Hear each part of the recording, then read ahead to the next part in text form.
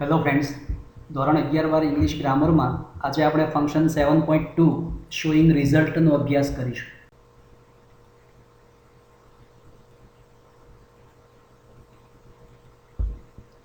મિત્રો, 7.1માં આપણે showing રિઝલ્ટમાં two, so that અને સચ ધેટનો અભ્યાસ કર્યો હતો. અહીંયા આપણે ટુને બદલે ઇનફ શીખવાના છીએ. સો ધેટ અને સચ ધેટનું પુનરાવર્તન થવાનું છે. ત્યાં આપણે શું શીખ્યા હતા? ટુ વાળા સેન્ટેન્સમાં સો ધેટ અને સચ ધેટનો ઉપયોગ કરતા હતા. અહીં આપણે ઇનફ વાળા સેન્ટેન્સમાં સો ધેટ અને સચ ધેટનો ઉપયોગ કરતા શીખીશું. એટલે તમારા માટે માત્ર એક જ ફંક્શન વર્ડ નવું છે. કયું? ઇનફ. ઇનફ એટલે પૂરતું, જરૂર પૂરતું, એઝ મચ એઝ રિક્વાયર્ડ, જરૂર પૂરતું. સો ધેટ એટલે તમને આવડે છે એટલું કે, અને સચ ધેટ એટલે પણ એટલું કે.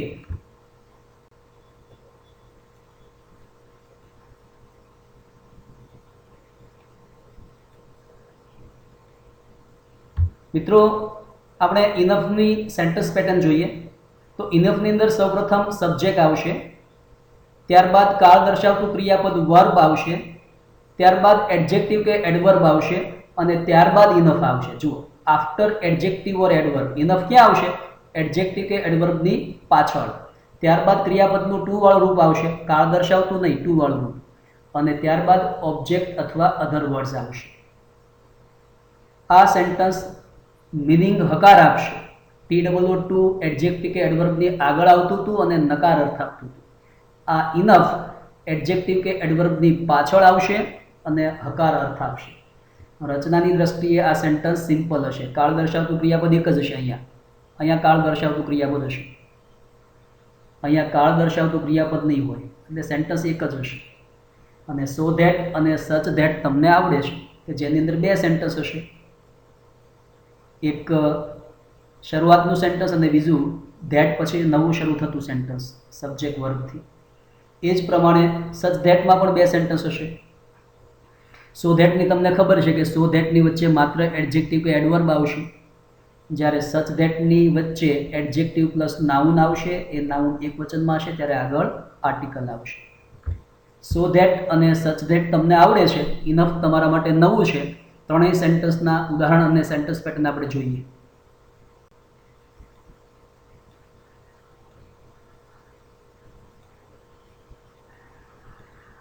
જો પહેલું sentence, the lion is strong enough to chase its prey. સિંહ તેના શિકારનો પીછો કરવા માટે પૂરતો સ્ટ્રોંગ છે. તો લાયન છે કેવો? સ્ટ્રોંગ. આ એડજેક્ટિવ છે. સ્ટ્રોંગ છે, તાકાતવાળો છે. કેટલી તાકાતવાળો? પૂરતી તાકાતવાળો, ઇનફ. જો ઇનફ ક્યાં આવ્યું? એડજેક્ટિવની પાછળ. ઇનફ ક્યાં આવશે? એડજેક્ટિવ કે એડવર્બની પાછળ. ત્યારબાદ ક્રિયાપદનું ટુ વાળું રૂપ, જે ક્રિયા કરવાની હોય તેનું ટુ વાળું રૂપ. અહીંયા સબ્જેક્ટ પહેલા છે એટલે the lion is strong enough to chase its પ્રે.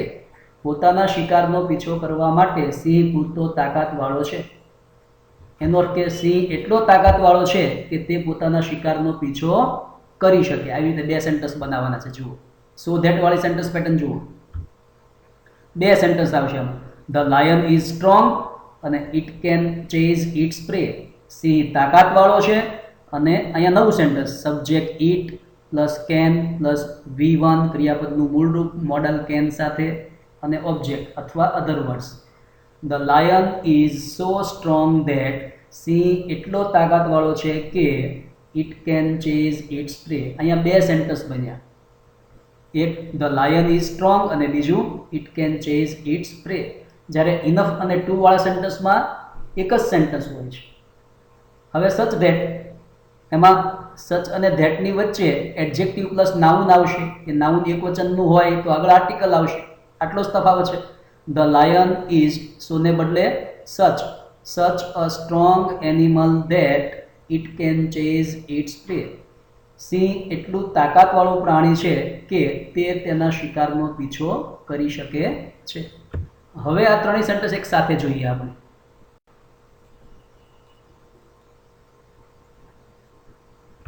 જુઓ, the lion is strong enough. Enough ક્યાં આવ્યું? એડજેક્ટિવની પાછળ. પોતાના શિકારનો પીછો કરવા માટે પૂરતું તાકાતવાળું પ્રાણી છે. એનો અર્થ કે એટલું તાકાતવાળું છે કે પોતાના શિકારનો પીછો કરી શકે. હવે so that the lion is so strong that, adjective વચ્ચે it can chase its prey. Such that the lion is such a strong animal that, સિંહ એટલું તાકાતવાળું પ્રાણી છે કે adjective plus noun it can chase its pre.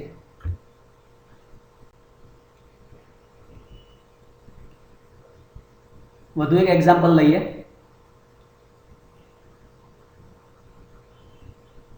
You are mature enough to take a wise decision.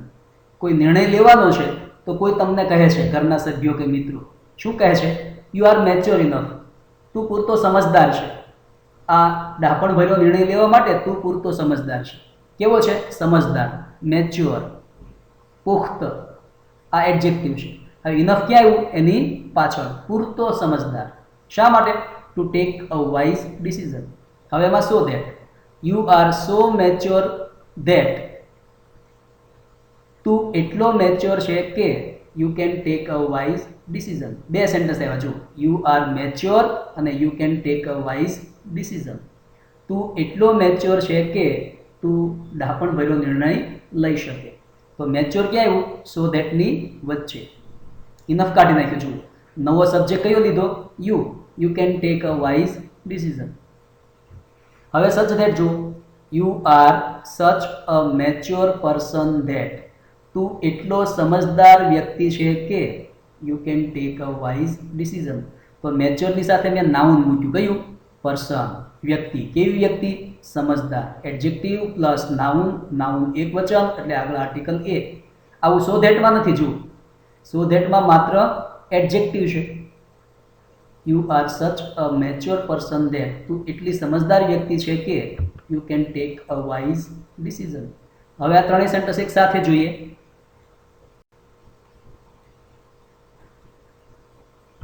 You are mature enough to take a wise decision. ડાપણ ભર્યો નિર્ણય લેવા માટે તું પૂરતો સમજદાર છે. Mature enough. ઇનફ ક્યાં આવ્યું? એડજેક્ટિવની પાછળ. હવે બીજું sentence, you are so mature that you can take a wise decision. ત્રીજું sentence, you are such a mature person that you can take a wise decision. આ ત્રણેય સેન્ટેન્સનો તમે આમ અભ્યાસ કરો ને એક સાથે એટલે આપોઆપ તમને રૂલ્સ સમજાય જાય કે ઇનફ કેવી રીતે બનશે, સો ધેટ વાળું સેન્ટેન્સ કેવી રીતે બનશે અને સચ ધેટ વાળું સેન્ટેન્સ કેવી રીતે બનશે. વધુ એક એક્ઝામ્પલ લઈએ.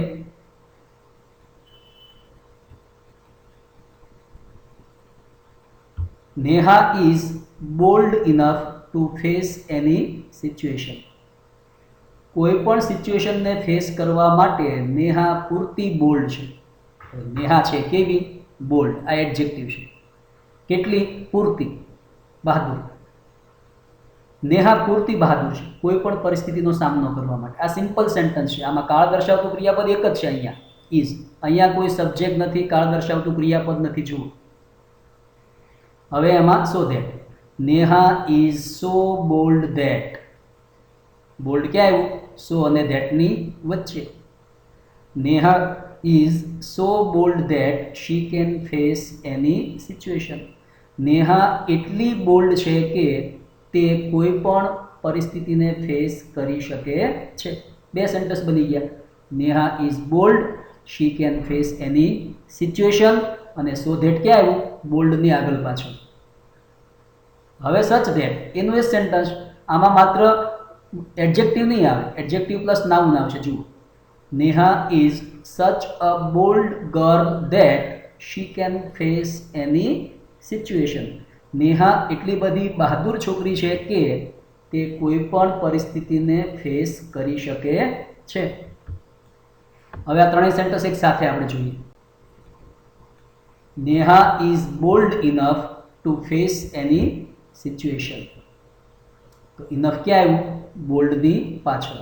સો ધેટ ક્યાં આવ્યું? બોલ્ડની આગળ પાછળ. ત્યારબાદ નવો સબ્જેક્ટ.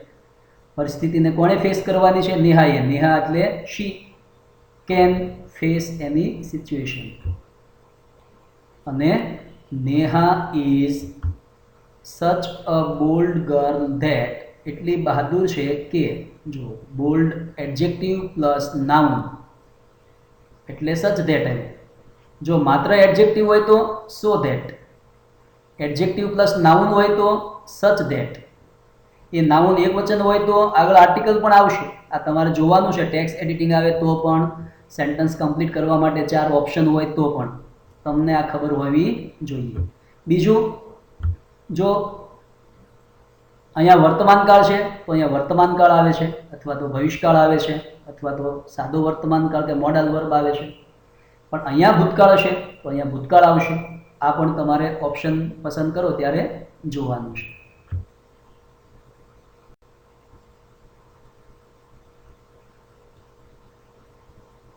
વધુ એક એક્ઝામ્પલ લઈએ જુઓ.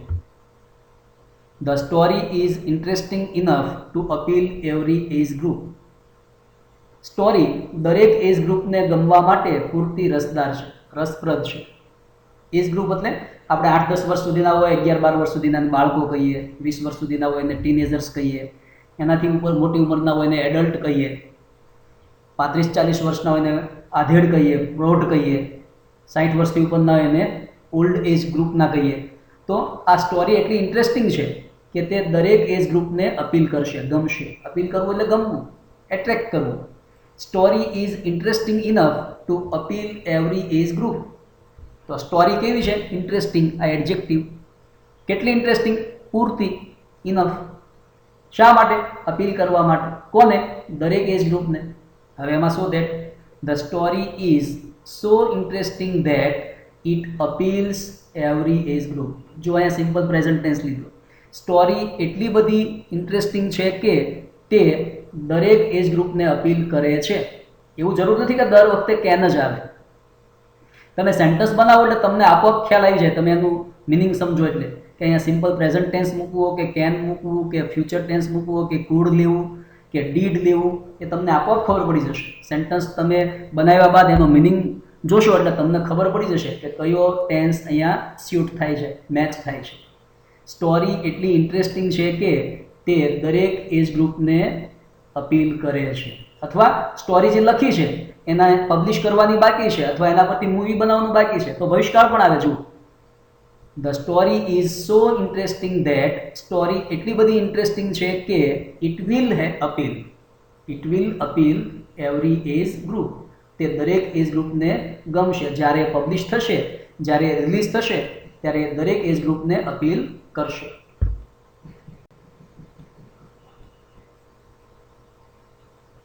વધુ એક એક્ઝામ્પલ લઈએ. જો you are capable enough to solve the problem. તમે એક પ્રોબ્લેમને ફેસ કરી રહ્યા છો તો કોઈ તમને શું કહેશે તમારી હિંમત વધારવા માટે? You are capable enough to solve the problem. આ પ્રોબ્લેમને સોલ્વ કરવા માટે તું પૂરતો સક્ષમ છે, કેપેબલ છે. તું છે કેવો? કેપેબલ. આ એડજેક્ટિવ છે. કેટલો કેપેબલ? ઇનફ, પૂરતો. તું પ્રોબ્લેમને સોલ્વ કરવા માટે પૂરતો કેપેબલ છે. હવે એમાં so that, you are so capable that you can solve the problem.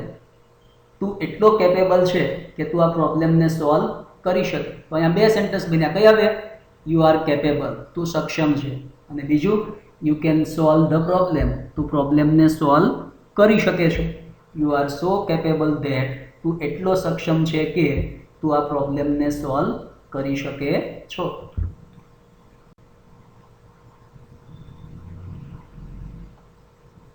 વધુ એક ઇઝી એક્ઝામ્પલ લઈએ.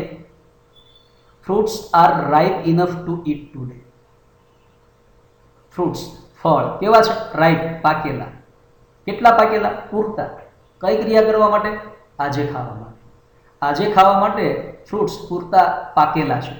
તો એડજેક્ટિવ કયું આવ્યું? રાઇપ. ફ્રૂટ્સ કેવા છે? પાકેલા. કેટલા પાકેલા છે? પૂરતા. હવે એમાંથી બે સેન્ટેન્સ જુઓ. Fruits are so ripe that. જો બધી જગ્યાએ સચ ધેટનો ઉપયોગ નહીં થઈ શકે. એડજેક્ટિવ પછી સુટેબલ નાઉન જ્યાં તમે મૂકી શકો ત્યાં સચ ધેટ વાપરી શકાય. અહીંયા મેં નથી વાપર્યું. જુઓ, fruits are so ripe that. માત્ર સો ધેટ વાળું સેન્ટેન્સ બનાવ્યું, એની નીચે સચ ધેટ વાળું સેન્ટેન્સ નથી બનાવ્યું. Fruits are so ripe that fruits એટલા પાકેલા છે કે you can eat them today, તમે આજે જ એ ખાઈ શકો. આ સેન્ટેન્સ પેસિવ પણ બનાવી શકાય. They can be eaten today, તે આજે ખાઈ શકાય તેમ છે. વધુ એક એક્ઝામ્પલ લઈએ. તમારે એક પોએમ ભણવાનું આવે છે, ધારો કાવ્ય ભણવાનું આવે છે, અને એકદમ સરળ છે અને ટીચર તમને એમ કહે છે તમારે મેમોરાઇઝ કરવાનું છે, કંઠસ્થ કરવાનું છે, તો તમે શું વાત કરશો? The poem is easy enough for me to મેમોરાઇઝ.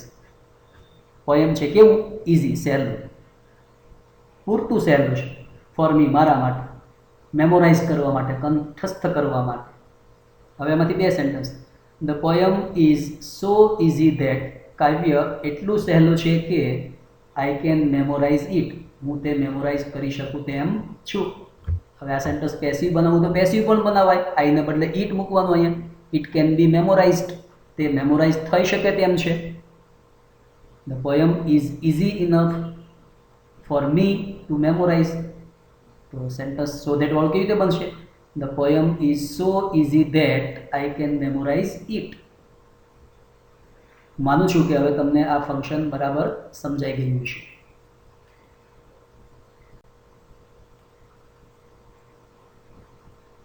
હવે અહીં તમારી પ્રેક્ટિસ માટે મેં થોડા સેન્ટેન્સ લખ્યા છે અને એના સેન્ટેન્સનો ક્રમ તમારે ખાસ જોવાનો છે. જોજો આગળ 7.1માં પણ મેં આવો જ ક્રમ આપેલો. 1ની નીચે 1, 2ની નીચે 2, 3ની નીચે 3. જો અહીંયા 6 3 છે, 6 6 અને 6.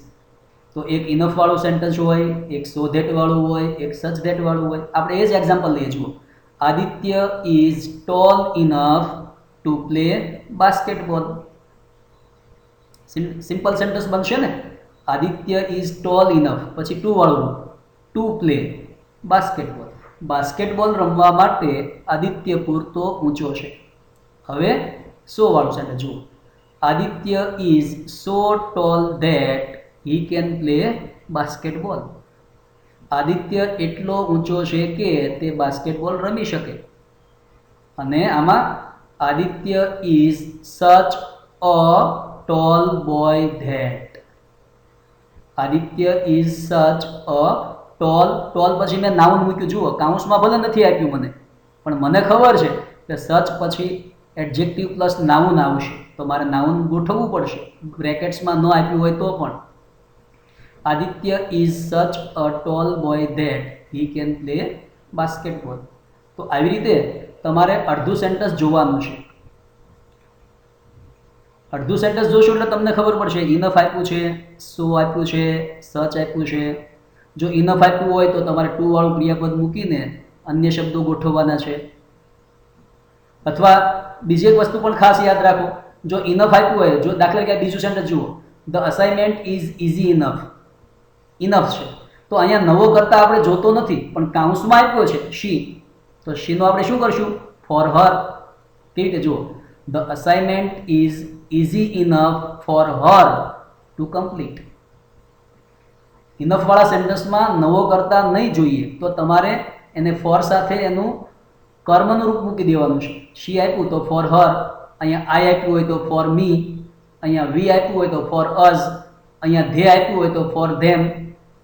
પણ નીચેના બીજા સેન્ટેન્સમાં જરૂર પડશે. જુઓ, the assignment is so easy that she can complete it. તો અહીંયા શીની જરૂર પડશે, સો આપ્યું છે એટલે. હું માનું છું કે તમને સેન્ટેન્સ બરાબર આવડશે જ. જો કોઈ સેન્ટેન્સ તમને થોડું ડિફિકલ્ટ લાગે તો વિડીયો ફરીથી જોવાનું, એટલે આપોઆપ તમને ખ્યાલ આવી જશે. Thank you.